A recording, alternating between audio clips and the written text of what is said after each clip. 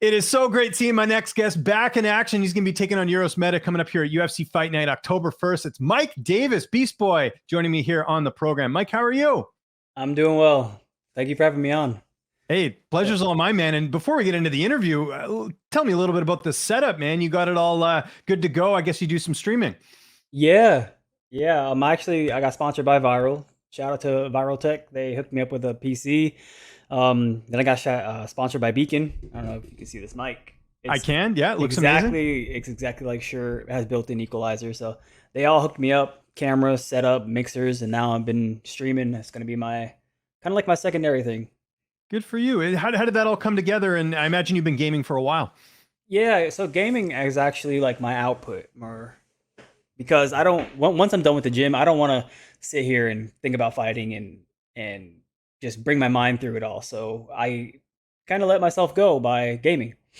I stopped thinking about fighting. All the thoughts in my head, they're gone. I don't have any worries, no stress. And as a kid, I was picked on a lot. So what I would do, I didn't have any friends. I had no friends. So all my friends were on the game on my Xbox, and I was lucky enough to finally be able to afford an Xbox. And every time after school, I would jump on the game, and it would give me a sense of friendship and understanding because I had nobody. So technically, it kind of saved my life. Listen. I love Yeah, video games. I love hearing that. I got a 5-year-old. He's been playing the Nintendo Switch. I can't say enough good things about. So some parents out there don't like video games. I'm not one of them. I'm an advocate. So that's cool that it really benefited you in that way. You mentioned Xbox. What was your favorite game growing up initially? ooh, it is depends. Later days or early days. Let's go right to the beginning. What did you first start playing when you got into video games? I was playing Battlestar Galactica. Awesome. That was one Okay. of my favorite games. Yeah, that was like the first game I ever played. Yeah, see, I'm a And then lot older than you, and that's how you can tell I got the Super Mario Brothers thing in the back. I don't know if, oh, you can't see it on this yeah, camera, but yeah, I definitely yeah, I love like the old. I always love hearing how people got into gaming, and that's cool that was the one that really sort of hooked you in. But I interrupted you there. What else were you going to say? Rookie move on my part. I don't know, you're good. After that, it was it's weird. I can't remember the name of it. You would drive as a cat Oh, okay, trying to like catch a mouse, but you drive a car, and me and my cousin would play it all day long. It was the okay. best. It was the best game in the world. It was for Sega. And Oh, I have interesting. no idea what the name is. I have to try and find it. Dreamcast or which system? Um, Or it was just a Sega game that was on the Xbox? it was Sega Dreamcast. Okay, cool. Yeah, Yeah, okay. old console. When it came to the Xbox, it was Gears of War for me. Okay, cool. Yeah. Cool. Yeah, good stuff. I like your taste. Anyway, so people don't get confused about this interview. We actually do have to talk a little bit about fighting. January 2021 was the last time we saw you in action. Just for those Yeah. who might not know, what's been keeping you out of the cage for so long? Um.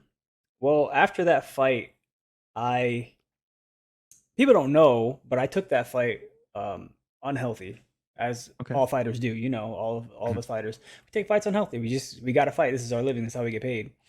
So you'll see fighters taking fights with broken hands, torn ligament. Like we'll just fight. And I took that fight with a torn labrum, rotator cuff, and bicep long head on my right shoulder. Wow. My shoulder Okay. feels amazing. Oh my god, it feels so good. And then in the fight, I broke my hand and got two surgeries. So they Wow. suspended me. The UFC suspended me for a minimum of 8 months, which would put me into. At the time I got the suspension, it was February, so it put me into almost October. When October came, I got COVID. Oh, Right damn. after I done healing, yeah, we got COVID. Yeah. So then I was out until like November, and then November, December, I was kind of like out of shape. So I was trying to get back in shape. I was hitting the road, but nothing was working. Like I was pushing myself. I was running as hard, as fast as I could. That scared the shit out of me. Running as hard and fast as I could, and my cardio was not coming back. So, but it didn't matter. I had to get back in there. So I asked for a fight in January. They gave me Jai Herbert. Um, the location, I told them when they called me in January, I was like, if it is not in the States, I'm not taking the fight. I told them that. And Right. they said it was to be determined. And then they sent me the contract, and I was like, I'm not going to sign. I'm going to wait. I'm going to wait until you give me a location. They said England. And I was like, see, not doing it. I don't want to go over there right now. So it didn't happen. It didn't play out the way I wanted it to. I offered to take that fight again, just in the States or a better location. Right. But I think like right now, I would go back. I would go do it like Okay. now because now I'm better. Like everything's better. It's great. Um, so that fell through, and ever since then, I've just been asking for everybody, and nobody will accept the fight. No, I've been offered like 4 people, and nobody will accept the fight. Does that Finally, surprise you? Like, did you figure those days were over on the regional scene when you got to the UFC? Does that surprise you at all? yeah, That I always thought that because when I was in the regional scene, I was undefeated, Mhm. and I was coming up, and nobody would fight me. I would go the same distance, a year and a year and a half without a fight. And but because I wasn't signed to a contract, I could do other things. I could go box and fight for a different organization. So when I couldn't get a fight for MMA, I would just go do boxing matches, and it felt great. I mean, I'm undefeated in boxing too. So, but now I'm in the UFC. I'm stuck.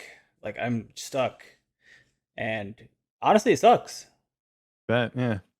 Especially because you wanted to fight, like you said, and I don't think it's an unreasonable request. It's like, hey, I don't want to take that extra distance to go travel, especially after such a long layoff and everything, right? Yeah, So, good for you, man. Because I know a lot of fighters might have jumped on that they opportunity, and would maybe have. it wouldn't have been an ideal situation, right? They would have jumped on it. They would have Yeah, 100%. But I had a lot of things going on, and traveling just wouldn't benefit me at that moment. right. I get it. And you mentioned, it being tough to get back in shape. Was that a result of COVID, or is that unrelated? It was probably a result of COVID. Okay, yeah, because I've we've heard that. Yeah, Oh long my long COVID, god. as they call it. Before I got COVID, I was because I couldn't train like fully because of the surgeries. I was able to lift though, and I was in such great shape. I was strong. I was stronger than I've ever been before. And this is all with my surgery. This is like middle summer. So I felt great. And then once COVID hit, I could not come back. It took me so long.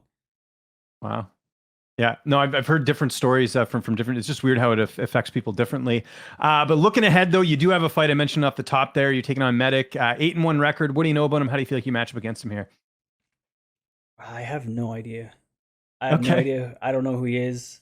Um, don't know how he fights. I don't know anything about him. It's kind of how I do my situations and my fightings. I did an interview before when I was out doing a seminar, doing my fights or getting scheduled for a fight.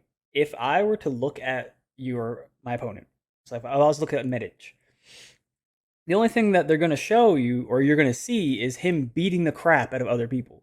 Nobody posts their bad moments. Nobody posts them getting beat up or knocked out or choked out. Nobody posts that stuff. So if I look him up, all I'm going to see is him destroying people. And I don't want to see that because it's going to make me feel like, oh, this kid's good. This kid's too good. And realistically, he's not. So I just train. I mean, I train year round. I'm never out of shape. I'm always in shape. I'm bigger and stronger than I've ever been. Um, I'm pretty healthy. Feel really good. So the fight's in 4 weeks, a little less than yep, 4 weeks. It's whatever. I'm gonna bring my game. Whatever happens, happens. I'm a really good striker. I don't really wrestle. I don't really take the fight to the ground. I just rather strike. But yep. I just I don't know. I'm a full package. I know that. But you just gotta get past my hands first. Do your coaches though? Do they go in there and kind of game plan maybe a little bit for your opponent, or do you still just go in focusing on what you're good at? They always, even every gym I go to, they know, they look at the fights, they watch the fights, they like he did good against here, he did bad against this, and then they'll just throw people from the gym that kind of fight similar, but I won't really understand. Okay, I won't really notice. I just keep training. interesting. Um, I believe the only thing I know about this kid is that he's from King's MMA, Yeah, that's and right. I love the coach over there. I Cordero, forget yeah, his yeah, Rafael Cordero, yeah. yes, Raphael. I like him. He's a really good guy. However, the people from that gym are so disrespectful. Like everybody, Marvin, Giga, everybody. All I hear is bad things. I don't hear. I just see them doing like disrespectful things, and there's no need for it. I mean, this is some people do this for a living, to make money to feed their families. Some people do it like them just to be barbaric. There's no, I don't know. I've never been that kind of person. I think it's because I've been picked on my whole life. I don't feel like there's a need to It's a bully mentality a downplay. little bit, right? Yeah. Like kind of what you're saying, like kind of saying like, no, you're not going to get one up on me and all Yeah. that. Yeah. Yeah. I know exactly what you mean. Yeah. And Arwani posted that when he went to go shake his hand and pulled away, that it was weak. Yeah. Like that was not unnecessary. Yeah. So So you want to try and bring respect back to the sport, like a GSP. You know, you wouldn't see a GSP do that, right? well, I just don't bad talk anybody because Yeah. I do this to help my family, to have a paycheck, so I don't have to go back to work. I don't want to work. Like I don't want to do a 9 to 5. So this helps me do that, and I don't shame or hate anybody for doing the same. So I don't have a reason to talk down to you. You train. This is to me is like a video game. The whole time right now I'm training for a tournament, and then now it's tournament day and I just got to see if my skills are good. If not, okay, I got some things to work on. If so, great. I still got things to work on. It's not a Yeah. big deal. No, it's a great way of looking at it. And you know what? Your strategy, by the way, of like kind of focusing on your skill set is probably great because there's opponent switch ups all the time. So you're not having to, shape Oh the yeah. game plan completely if something falls out. Knock on wood, nothing happens in this one. Yeah. Just saying that's a good strategy to have, I'm sure. You talked a little bit about training there. Who've been some of the main training partners helping you get ready for this fight? I've been training literally everybody. Okay. Um, I feel confident in my ability to fight at 155, mostly because I don't train with people that are under 200 pounds. Everybody I train with weighs 185 to 200 pounds. So Phil Rowe, he has the longest reach, I think, in the UFC, Oh, I 88. know. It's crazy. So Yeah. I can get the better of him. I can outstrike him. I can take him down. I can outgrapple. I can do whatever I need to. So that shows me that if I go against Tarantula or something like that, I have a good play. I know how to use my distance. Um, Lyoto Machida. So he's the hardest person to hit, but we have really good rounds. I wish I got some videos. I would 100% post some clips. There's really good rounds with him. Uriah Hall. Me and him have been getting in some rounds. He's tricky. He's an interesting person to work with. Phil Hawes, he's up here right now training with us. Oh, awesome. Uh, Lucas Alexander. It's like he's not in the UFC, but he needs to be. He's so good. He's the only person that matches my striking. Like the Okay. only Quite the person endorsement. I've ever gone with that could match my striking. So I think he deserves to be in the UFC, and I hope that he gets this contender call or so. Yeah, we'll be keeping tabs for sure. Yeah, and then we got Jacare and just literally everybody, and everybody's bigger than me, of course. JP St. Louis all the trains with you names. guys, does he not? Who? JP St. Louis, JP Yeah. St. Louis. Yeah, I know Yeah. JP very well. Back to when he used to train at Rufus Sport. Really good. I know. I think his last fight was a bit weird. He's What really happened good there? too. But he's solid. Absolutely. He's super good. Yeah. Cool. All right. Well, that's good. And then you talked a bit about it there. The weight cut. I know when you've been off for a long time, it can be a difficult. But it sounds like you've made this a lifestyle. So I imagine the weight cut's going well. I haven't even thought about my weight. Started cutting. I haven't done nothing. I don't care. I know that 55 is easy for me to make because I'm not a heavy person. I'm just large. I think I've I can't even explain it. Like as I was growing up in college, I did a lot of fat burners, like thermogenics and stuff, trying to be as lean as possible. I was gonna do men of physique, and I think that messed up my body a little bit because I'm huge, but I don't weigh a lot at all. Okay. I'm like 170 right now. Interesting. Probably less. I'm probably less than 170. Which is great. So cutting to 55 is 15 pounds. I can do that starting Wednesday, weigh in on Friday. I can get it all done. How do you see this fight playing out on October 1st?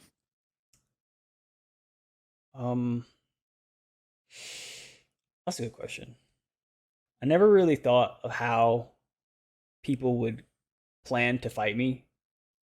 I knew that Sadiq had a plan. I talked to them about that one. But other than that, oh, and Mason Jones. So I talked to his coaches over at Alpha Male, right? Yep. Alpha Male. They said that once they knew that I was fighting me, they put him on a wrestling schedule. So I guess people know that I can wrestle. So I'm gonna assume this kid doesn't want to go to the ground, and he's going to try to keep it on the feet. Um, I just feel like I'm too quick for everybody on the feet. I feel like my hands, I come from a boxing background. I have very fast hands, and I think that's going to play a role. I'm going to be able to touch him 2 or 3 times for every one he does to me, and it'll just catch up. Maybe not quick. I don't see it being a quick fight. I think everybody at that gym at Kings, they play distance games, except for a select few, but they play like rangy games where they'll come in, they'll shoot in, duck, back, that kind of stuff. So I don't see myself being able to kind of get clear hits on him at first, but once he starts to slow down, I think it's gonna all my punches will connect. Talked about video games off the top. What are you currently streaming right now? If people are going to go check you out. Um, Honestly, everything. I play Warzone all the time. So if anyone ever wants to join me in a game of Warzone, I'm always playing Warzone. But I've recently gotten into some like horror games. Right now I'm playing the Mortuary Assistant, which I've never played a horror game before, so that game has given me jumps, scares. I also added to my stream the ability to use like channel points. If you use Twitch, you can use channel points to jump scare me, and I hate it. I want to take it off. Yeah, okay. I like it's the honesty. it's so bad. I get scared so much from that. Interesting. Okay. And most important question in this interview before we get out of here: are you Team Street Fighter or Team Mortal Kombat if you had to pick? Mortal Kombat. That's a hard question. I know. It's very hard. I'll tell you my answer just to maybe make it a little bit easier. And I will respect whatever answer you give me here. There's no hate, no shame here. I'm Team Street Fighter. That's what I grew up on. Mortal Kombat, I played more on the Sega Genesis when I was growing up. But when I was a kid in the arcade, they had Street Fighter on there. And that was the best. I love Street Fighter. I think I would go with Tekken. Okay, they're eight. Honorable mention to Tekken for sure. For sure. Yeah. Who doesn't remember Tekken? Okay. Great answer. Mike, thanks so much for doing this, man. Like I mentioned, really happy to see you back in the cage here. If there's anyone you'd like to thank before we get out of here, sponsors, if you got any social media you want to plug, and most importantly, where can people watch you on your Twitch stream? The floor is yours, sir. God. It's the sponsors. I can't even begin. Well, I'll tell you what, I'll make it easy on you. And I always tell this to the fighters, just plug your social media. I'm sure the sponsors are on there, right? So no one feels left out. So, every one of my social media is Mike Davis MMA. That's Twitter and Instagram. Mike Davis UFC for TikTok and Twitch. I do stream on Twitch. Mike Davis UFC for Facebook as well, because I do stream there. I'm gonna kind of do either one. I'm seeing which one picks up first. But all my sponsors, they all know who they are.